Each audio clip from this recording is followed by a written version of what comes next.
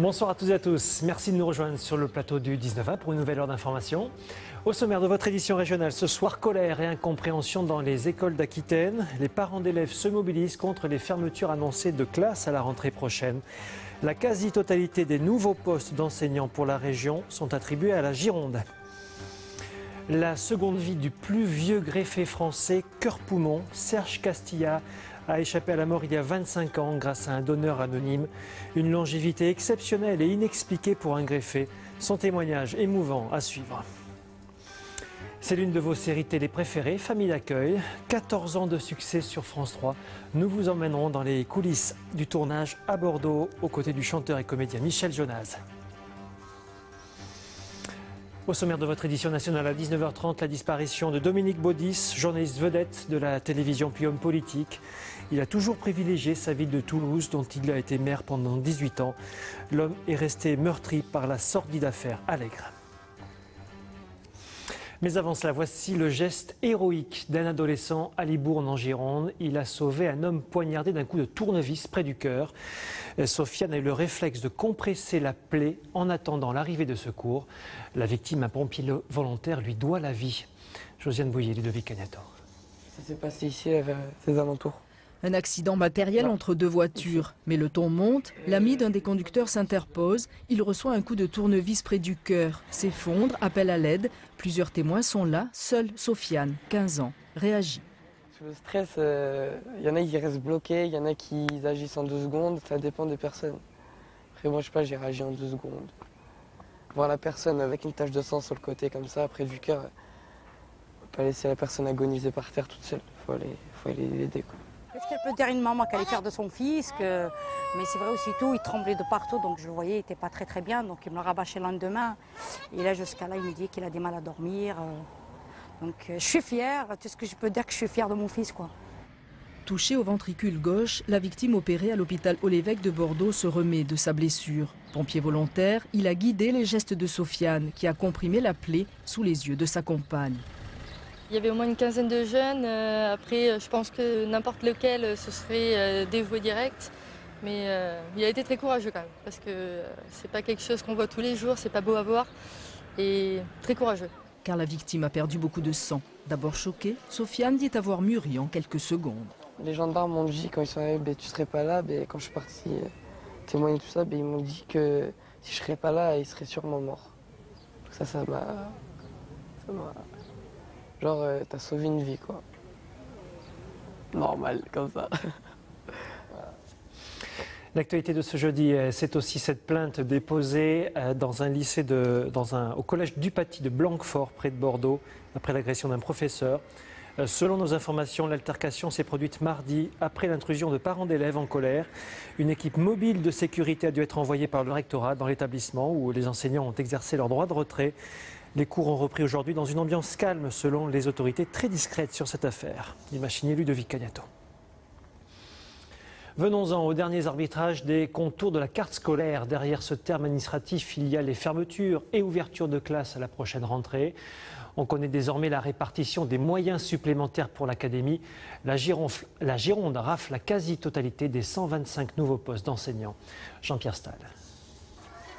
Selon les prévisions, il y aura 134 000 écoliers à la rentrée prochaine en Gironde, soit 2300 élèves supplémentaires.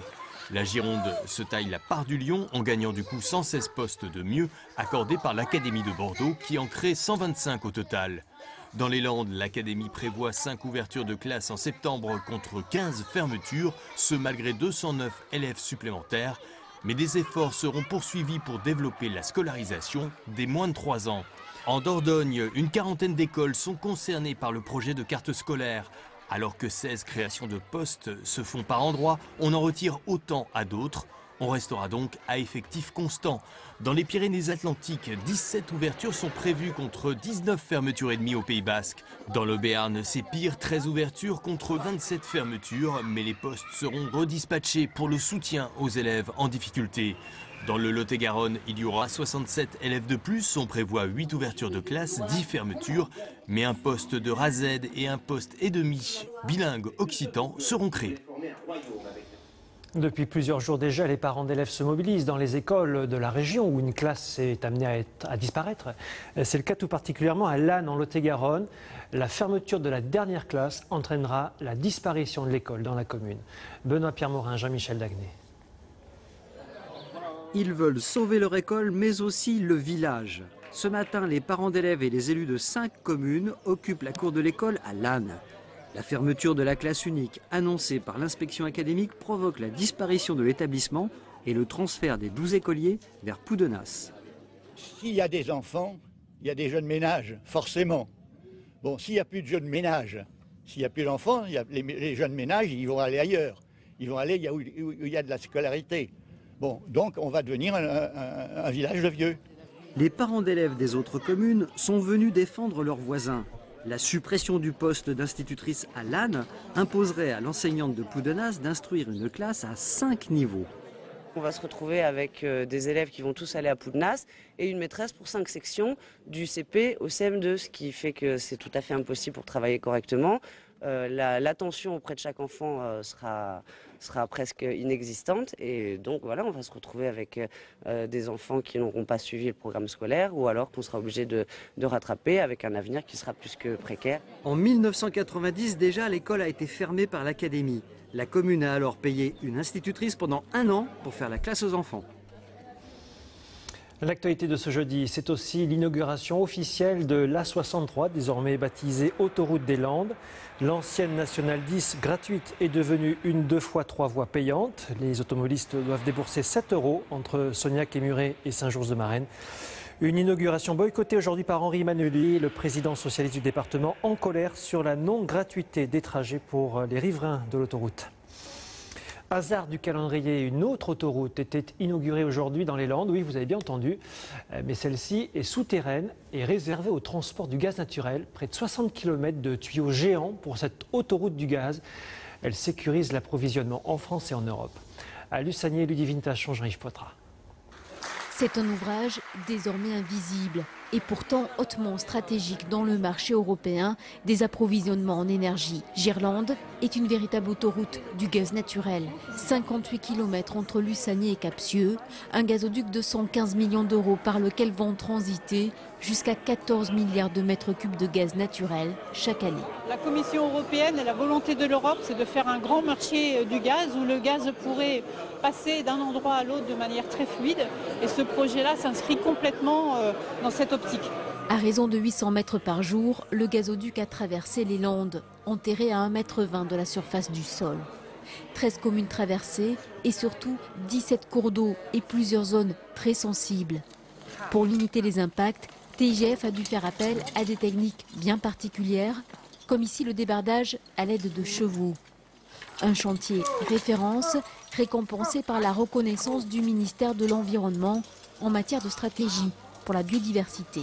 C'est d'éviter ces zones sensibles, de par la réglementation. Si on ne peut pas les éviter, on réduit l'impact. Et in fine, malgré tout, on va quand même impacter la biodiversité. À ce moment-là, on se doit de compenser et de requérir des terrains qui ont les mêmes similitudes en biodiversité. Plus de 450 personnes ont mené le chantier Girlande pendant une année, dont beaucoup d'entreprises locales. Dans un an, TIGF ouvrira à nouveau les vannes d'un nouveau gazoduc entre Arcang au Pays Basque et la petite commune de Coudur près de Saint-Sevé. Début des travaux cet été. La politique avec au Pays Basque l'élection du nouveau président de l'agglomération Côte Basque Adour. Le nouveau maire de Bayonne succède à l'ancien. L'UDI Jean-René Etchegaray prend le siège occupé jusqu'alors par Jean Grenet, qui ne s'est pas représenté aux dernières municipales. Jean-René Etchegaray était le seul candidat à la présidence de cette intercommunalité qui regroupe Anglette, Bayonne, Biarritz, Bidart et Boucau. Imaginez Mona Galerne. Par ailleurs, à la communauté urbaine de Bordeaux, un accord de cogestion vient d'être signé entre la droite majoritaire et l'opposition. L'élection du président, qui sera sauf surprise le maire de Bordeaux, Alain Juppé, aura lieu le 18 avril. C'est un témoignage émouvant que vous allez entendre à présent, celui de Serge Castilla. Ce Girondin est le plus vieux greffé français cœur-poumon.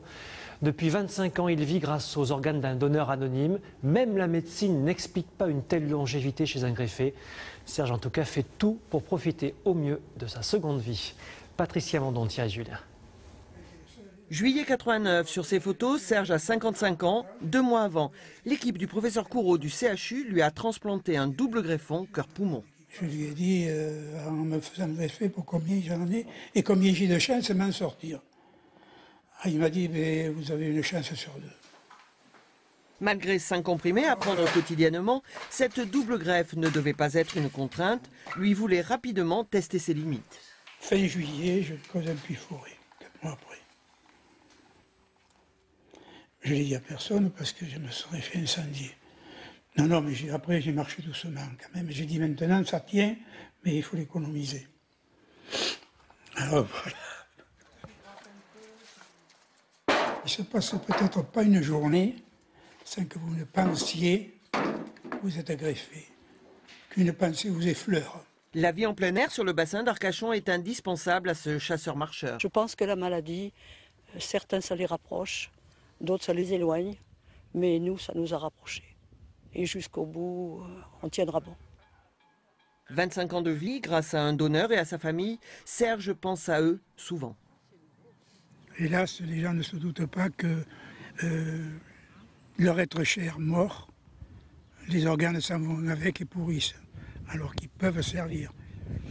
Moi, il y a des gens qui peuvent penser que depuis 25 ans, je vais vivre. Leur fils vit encore, moi. C'était un sportif, sans doute.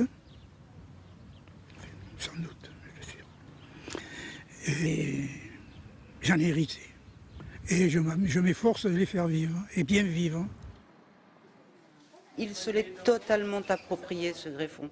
C'est lui. C'est lui, et il a vécu une vie normale, avec des poumons qui lui appartiennent. Cette longévité est exceptionnelle. La médecine n'a pas encore d'explication à ce phénomène. Serge, le 2 mai prochain, fêtera cet anniversaire avec l'équipe hospitalière qui lui a redonné vie il y a un quart de siècle. La natation et la belle performance du nageur girondin Anthony Pagné. Il remporte nettement la finale du 800 mètres nage libre au championnat de France à Chartres. Le nageur licencié à Sarcelles est originaire de Bruges, près de Bordeaux. Avec cette victoire, Anthony Pagné est qualifié pour les championnats d'Europe cet été à Berlin. C'est l'un des chantiers les plus spectaculaires du moment en Gironde, celui du futur Grand Stade de Bordeaux. Ce sera l'une des 10 enceintes qui accueillera l'Euro 2016 de football. Un chantier qui avance à vitesse grand V. Bonsoir Marc Guerpin. Vous êtes directeur de projet du Grand Stade de Bordeaux. Vous êtes l'homme du chantier, entre guillemets. Chantier spectaculaire, je le disais à l'instant, d'autant que l'on voit désormais la forme du stade naître avec la pose du toit. C'est un moment important techniquement. Oui, c'est un moment important parce que la couverture du stade représente toujours la fin de l'enveloppe. Aujourd'hui, on est à mi-parcours, puisqu'il y a presque un an, nous posions la première pierre, et dans presque un an, des spectateurs seront sur les gradins que vous voyez derrière moi. La pose du toit sera terminée quand ? À la fin de l'été, la charpente de toiture sera achevée, et là, on est en train d'achever le tour des gradins. On a presque fait le tour complet, ça sera fini dans quelques jours. Et donc, à la fin de l'été, on aura fait le tour de la couverture. Alors ce sera ce stade l'une des 10 enceintes qui accueillera l'Euro 2016 de football, mais en fait il doit être prêt bien avant, expliquez-nous. Oui, en fait les enceintes qui accueillent l'Euro 2016 doivent être prêtes un an avant la compétition, mais nous notre calendrier fait que nous allons terminer effectivement un peu plus d'un an, puisqu'en avril 2015, les clubs de football, et en particulier les Girondins de Bordeaux, pourront venir s'exprimer sur ce terrain qui sera bientôt derrière nous. Alors un stade dessiné par les architectes Herzog et Meuron, il est présenté comme le premier d'une nouvelle génération. Pourquoi ?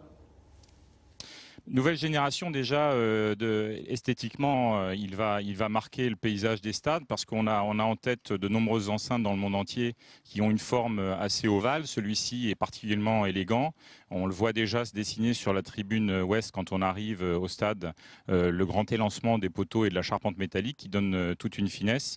C'est un stade qui va être à la fois ouvert sur l'extérieur et où les spectateurs, lorsqu'ils seront à la mi-temps sur la coursive, auront une vue permanente sur le terrain. C'est ce qui en fait une particularité. Alors, le stade coûte 183 millions d'euros, financé à hauteur de 75 millions par les partenaires publics. Le coût du chantier sera respecté ? Oui, le coût du chantier sera respecté. Et ce à quoi on s'attache, c'est également de respecter les délais. Et la pelouse est en cours de fabrication également à distance? La pelouse va bientôt être en cours d'élaboration.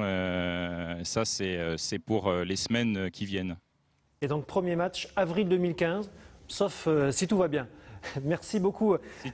Si tout va bien. Merci beaucoup Marc Guerpin d'être intervenu depuis le futur Grand Stade de Bordeaux. J'ajoute que juste après ce journal, l'édition locale Bordeaux Métropole propose une édition spéciale Grand Stade présentée par America Lopez. Si vous n'êtes pas en Gironde, je précise que cette édition est également en ligne sur notre site internet et sur nos applications mobiles. D'un stade ultramoderne au site Cro-Magnon du Tot en Dordogne, nous faisons le grand écart historique. Ce site touristique à Tonac proposera dès samedi une animation surprenante, un miroir temporel. Les animaux préhistoriques revivent sous les yeux des visiteurs grâce aux images en 3D. Une animation interactive qui complète les installations qui permet de découvrir la vie de nos ancêtres. Image tournée par Clémence Rouer aujourd'hui. Alors eux sont bien réels, les personnages de Famille d'accueil. Depuis 14 ans sur France 3, c'est l'une de vos séries favorites. Le tournage d'un nouvel épisode a lieu en ce moment à Bordeaux. Nous vous emmenons dans les coulisses aux côtés d'un comédien invité d'honneur, l'auteur-compositeur Michel Jonasz. Marine Ville, Michel Wieslow. Un succès qui ne se dément pas pour la série Famille d'accueil, qui tourne actuellement à Bordeaux un 64e épisode intitulé Mon père, ma bataille, avec en guest star Michel Jonasz, qui campe un pianiste de jazz, perdant la tête et soupçonné de maltraiter son enfant. Ému par ce personnage, l'auteur-compositeur-comédien n'a pas hésité à accepter le rôle, une nouvelle aventure pour lui. Et l'équipe est à l'image de la ville d'ailleurs, parce qu'on se sent tout de suite accueilli chaleureusement. C'est pas si évident que ça, hein, des gens qui tournent depuis très très longtemps ensemble, vous savez. Et moi j'arrive comme ça, j'ai 5 jours de tournage. Bah, tout de suite il y a une histoire, il y a une histoire de famille quoi. Hein. Tout de suite on se sent très chaleureusement accueilli, avec une bonne ambiance, de l'humour. Et voilà en effet 13 ans que Famille d'accueil fait partie des grands succès populaires de France 3, dont Bordeaux est le berceau. Virginie Lemoine, fidèle depuis le premier jour, ne se lasse pas d'être le personnage principal de cette série pour la télévision. Il y a des tournages qui ont pu être plus difficiles parce que par exemple en 2003 avec la canicule ça a été terrible. En 2010 on a perdu Ginette, c'était très difficile. On a eu forcément des tournages difficiles. Mais non, l'enthousiasme il est intact. Je regarde ce que j'ai et je trouve ça formidable. J'ai pas de frustration. Je me dis si on a une frustration, bah, ouvrons notre fenêtre et déclamons du Shakespeare. Enfin. Et au fil du temps, production, histoire et personnages n'ont cessé d'évoluer. On privilégie davantage l'accueil des enfants dans cette famille plutôt que la famille. Enfin, la famille était très très présente avec tous les enfants qui sont aujourd'hui adultes. Donc les enfants font des interventions, pas chacun leur tour, mais il y a des épisodes où l'un est plus présent que l'autre. GMT et France 3 sont loin d'avoir épuisé les ressources d'une série où l'humain reste plus que jamais une valeur fondamentale. Et le tournage des 2 nouveaux épisodes se poursuit jusqu'à la fin avril dans le département de la Gironde. C'est la fin de cette première partie du 19h en Aquitaine. À suivre dans un instant la météo et votre édition locale. Je vous souhaite de passer une très belle soirée. Restez avec nous. Retrouvez toute votre actualité régionale sur l'application France 3 Régions.